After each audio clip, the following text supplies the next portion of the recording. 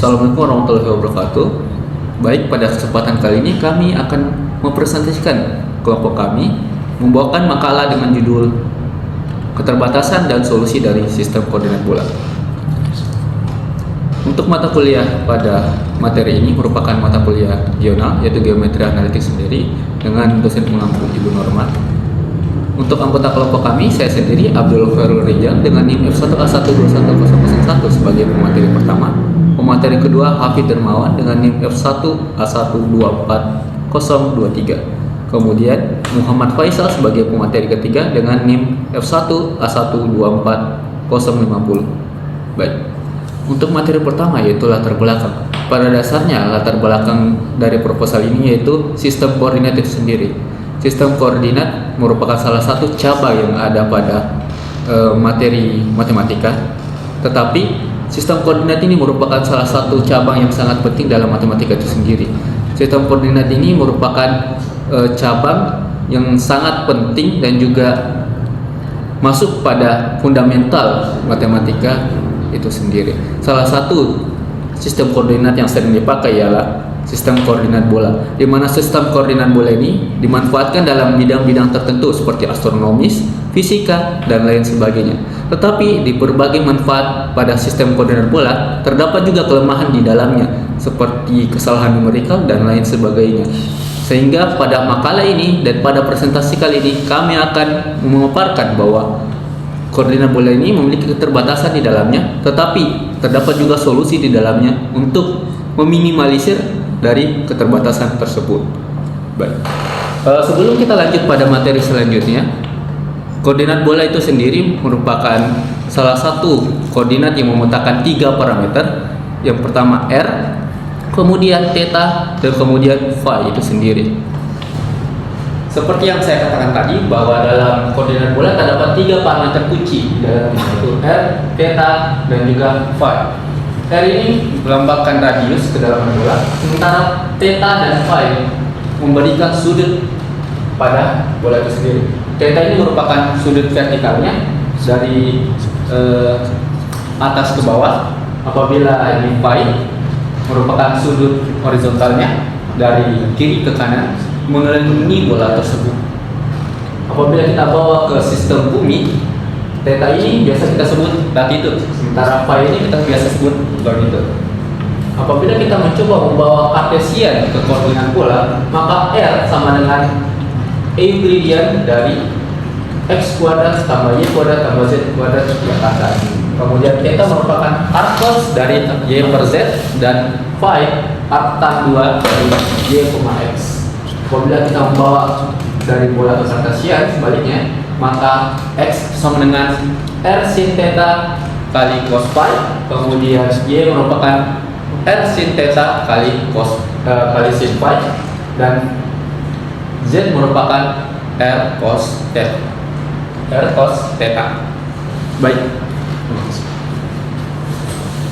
Oke, setelah kita membahas tentang konsep dasar dari sistem koordinat bola, selanjutnya kita akan bahas kita akan bahas manfaat dari sistem koordinat bola itu sendiri.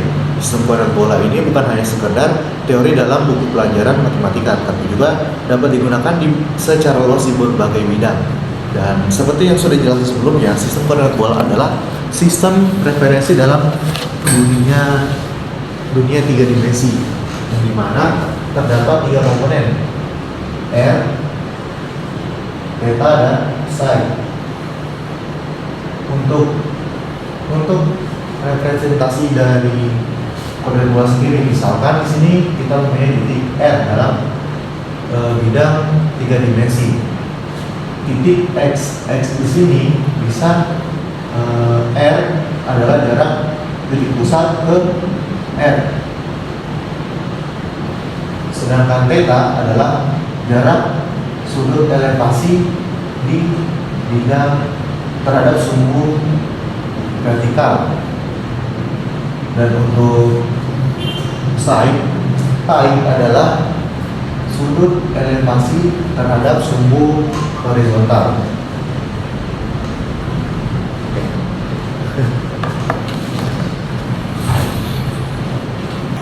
Nah, jadi seperti yang sudah terlihat di papan tulis, Sistem ini sangat memudahkan untuk menganalisis suatu fenomena fisik yang dimana fenomena tersebut memiliki seperti semacam simetri radial.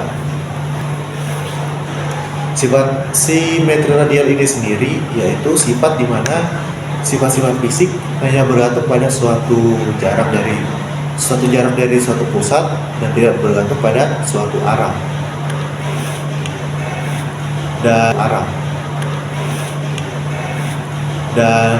dan contoh fenomena dan contoh simetri radial ini bisa terlihat pada fenomena gravitasi, medan listrik dari muatan titik, distribusi tekanan dalam sebuah fluida bola, serta potensial elektrostatis di sekitar inti atom. Baik, kita lanjut. Objek seperti planet, bintang, dan bahkan atom seringkali memiliki distribusi massa, energi, atau muatan yang relatif seragam dari pusatnya. Dalam konteks ini, penggunaan sistem koordinat bola menyederhanakan bentuk persamaan matematis yang menggambarkan fenomena tersebut seperti hukum Gauss dalam elektrostatika dan persamaan Laplace dalam mekanik fluida. Dengan menyusun sistem dalam bentuk bola simetri yang dimiliki objek dapat dimanfaatkan untuk mereduksi kompleksitas penyelesaian masalah. Baik, kita lanjut ke slide berikutnya tentang navigasi dan astronomi. Yang pertama, navigasi. Dalam sistem latitude atau lintang dan longitude atau bujur yang digunakan dalam sistem geografi bumi, nah sistem ini itu didasarkan pada koordinat bola juga, yang dimana latitude ini mengukur sudut dari khatulistiwa ke kutub, mirip seperti sudut elevasi atau theta, dan untuk longitude sendiri mengukur sudut horizontal dari sekitar bumi, mirip seperti sudut phi atau sudut azimut. Sebagai contohnya, satu derajat lintang itu kira-kira setara dengan 111 km. Nah, ini merupakan acuan penting dalam pemetaan koordinat bola atau pemetaan koordinat bumi. Untuk astronomi sendiri, contoh koordinat bola dalam astronomi bisa digunakan untuk menghitung posisi benda langit. Sistem al-azimut dan ekuatorial memakai prinsip bola. Koordinat bola ini sangat vital dalam menentukan posisi bintang dan benda langit lainnya, terutama dalam sistem koordinat al-azimut dan ekuatorial yang digunakan pada teleskop astronomi. Dalam sistem al-azimut, posisi suatu benda langit ditentukan berdasarkan dua sudut, alitudo, sudut vertikal dari cakrawala, dan azimut, sudut horizontal dari arah utara searah jarum jam. Sistem ini sangat cocok untuk pengamatan jangka pendek karena koordinatnya berubah seiring waktu akibat dari rotasi bumi. Sementara itu, sistem ekuatorial mengacu pada perpanjangan sistem koordinat bola dari bumi ke langit, di mana posisi benda langit dinyatakan dalam deklinasi atau analog dengan latitude, dan ascensio recta, yakni analog dengan longitude. Sistem ini bersifat relatif tetap dan lebih akurat dalam pemetaan benda langit karena tidak bergantung pada lokasi waktu pengamatan. Dengan menggunakan sistem koordinat bola pada astronomi, kita dapat menghitung lintasan orbit, posisi oposisi, dan waktu terbit atau tenggelam objek langit. Kemampuan ini tentunya sangat penting dalam penjadwalan observasi, pelacakan satelit, dan bahkan navigasi antariksa. Di slide selanjutnya ada gelombang dan cuaca. Tentunya koordinat bola ini juga sangat berpengaruh pada gelombang dan cuaca. Sistem koordinat bola dapat menyederhanakan persamaan diferensial parsial dalam studi gelombang bola dan show dalam ruang 3 dimensi. Dalam konteks akuistik, sistem ini memungkinkan pemodelan sumber suara yang dipancarkan secara isotropik dari suatu titik pusat, seperti suara dari ledakan atau gelombang tekanan dari sebuah speaker bulat. dengan memanfaatkan sistem radial, persamaan gelombang yang rumit dalam koordinat kartesian dapat direduksi menjadi bentuk yang lebih sederhana dalam koordinat bola, sehingga solusi analitik atau numeriknya menjadi lebih mudah untuk diperoleh. Misalnya, solusi dari persamaan Helmholtz untuk membentuk gelombang akustik dalam bola dapat dinyatakan dalam fungsi bola Bezel dan harmonik bola. Dalam rekayasa akustik dan biofisika, pemahaman terhadap propagasi gelombang dalam medan berbentuk bola atau hampir bola sangat penting untuk analisis struktur bawah tanah atau desain sistem audio 3 dimensi. Sistem koordinat bola ini tentunya akan sangat berpengaruh pada suatu ruang atau bentuk yang menyerupai bentuk bola. Karena semakin ruang tersebut menyerupai bola, maka sistem koordinat bola ini akan semakin dibutuhkan dalam suatu ruang tersebut atau penerapan dalam kehidupan sehari-hari dalam bentuk ruang menyerupai bentuk bola. Di gelombang dan cuaca dalam akustik cocok untuk sumber suara memancar dari suatu titik ledakan atau speaker seperti yang sudah dijelaskan dalam pemodelan cuaca dan iklim. Sistem koordinat bola ini dapat menangkap dinamika atmosfer yang berbentuk lengkung digunakan dalam model GCMS atau General Circulation Models seperti iklim global. GPS dan navigasi global ini, koordinat bola adalah jantung teknologi GPS. Kenapa bisa dibilang jantung teknologi GPS? Karena sistem ini memanfaatkan satelit untuk menemukan posisi di permukaan bumi dengan menggunakan data dalam bentuk latitude, longitude, dan elevasi. GPS bekerja dengan mengukur jarak dari penerima GPS ke beberapa satelit di orbit bumi. Lokasi penggunaan kemudian dihitung berdasarkan perpotongan dari beberapa sferis yang dibentuk oleh jarak ke masing-masing satelit. Nah, ini semua merupakan penerapan dari prinsip koordinat bola. Latitude atau garis lintang mengukur sudut antara garis ekuator dan garis yang melalui titik di permukaan bumi ke pusat bumi. Longitude atau garis bujur mengukur sudut sepanjang khatulistiwa atau garis khatulistiwa dari meridian utama Greenwich ke meridian titik tertentu. Elevasi ini adalah jarak vertikal dari permukaan laut ke posisi pengguna. Karena bumi ini bentuknya hampir sferis, lebih tepatnya ellipsoid atau berbentuk elips seperti sebuah telur, sistem koordinat bola sangat sesuai dalam menggambarkan posisi geografis secara akurat. Satu derajat lintang itu seperti yang sudah dibilang kira-kira sekitar 111 km di permukaan bumi. Nah, nilai ini yang menjadi acuan. Nilai ini yang akan menjadi acuan penting dalam pemetaan dan sistem navigasi. Dengan sistem ini, GPS dapat memberikan posisi real time dalam skala global dengan presisi tinggi, yang mana ini sangat penting dalam berbagai bidang seperti transportasi, militer, penelitian ilmiah, dan navigasi pribadi. Dalam pemodelan cuaca juga, model numerik cuaca dan iklim memetakan bumi dalam sistem koordinat bola untuk mensimulasikan aliran udara dan distribusi suhu global. Sistem ini memungkinkan para ilmuwan untuk menangkap dinamika atmosfer dengan lebih akurat karena mempertimbangkan bentuk bumi yang mendekati bola.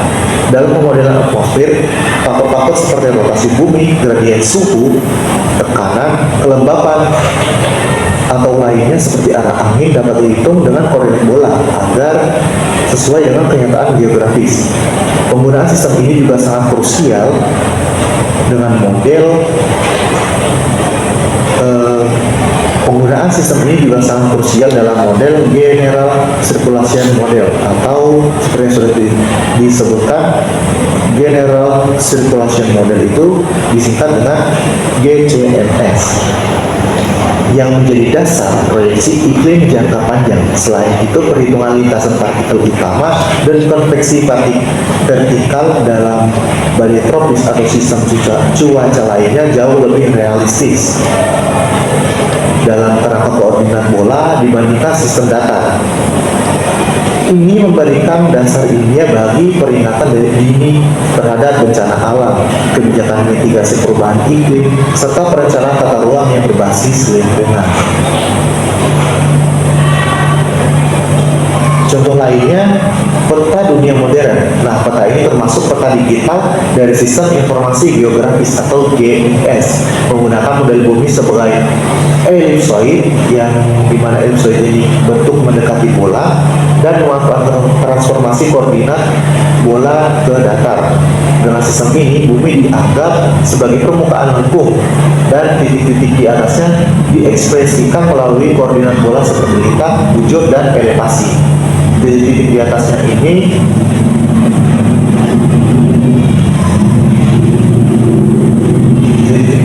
ini berpengaruh. Titik-titik di atasnya ini merupakan manifestasi dari simbol pi, theta, atau elevasi yang telah dituliskan di papan tulis. Namun karena sebagian besar peta ditampilkan dalam bentuk dua dimensi, tentunya diperlukan proses proyeksi, yaitu proses transformasi dari sistem bola ke sistem datar. Beberapa proyeksi peta yang populer itu seperti proyeksi Mercator dan proyeksi Lambert. Dan proyeksi Lambert-Temporal Conic. Pada dasarnya, transformasi ini menerapkan konversi dari koordinat bola ke koordinat datar agar dapat divisualisasikan dalam bentuk yang mudah dibaca. Setiap proyeksi memiliki kelebihan dan kekurangan sendiri tergantung pada tujuan penggunaannya. Seperti tergantung pada tujuan Korea itu, tujuannya seperti untuk navigasi laut, pemetaan daerah, kutub, dan representasi global.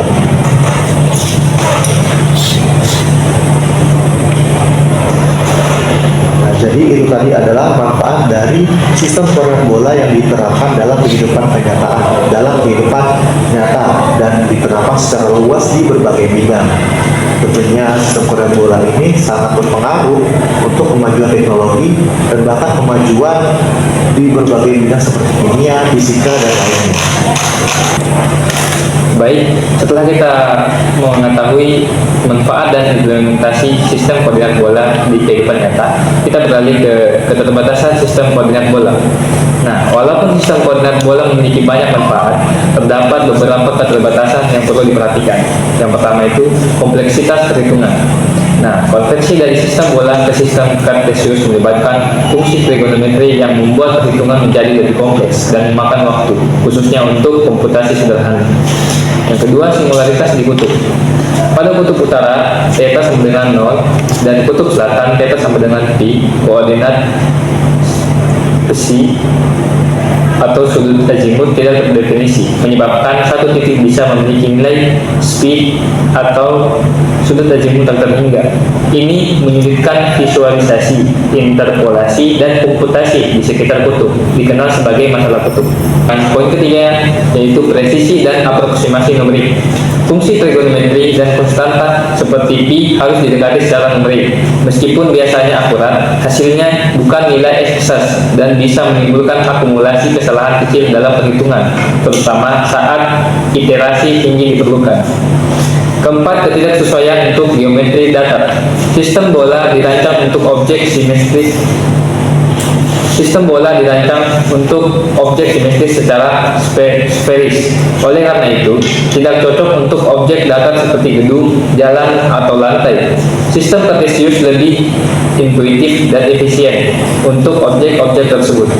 Nah, setelah kita mengetahui keterbatasan dalam sistem koordinat bola, pasti ada solusi untuk menangani keterbatasan tersebut. Nah, untuk mengatasi berbagai keterbatasan sistem koordinat bola, beberapa solusi telah dikembangkan agar lebih optimal.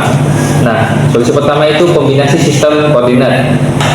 Solusi efektif adalah menggabungkan beberapa sistem koordinat secara strategis, seperti menggunakan koordinat bola untuk bagian sferis dan kartesian, atau silinder untuk bagian datar atau linear.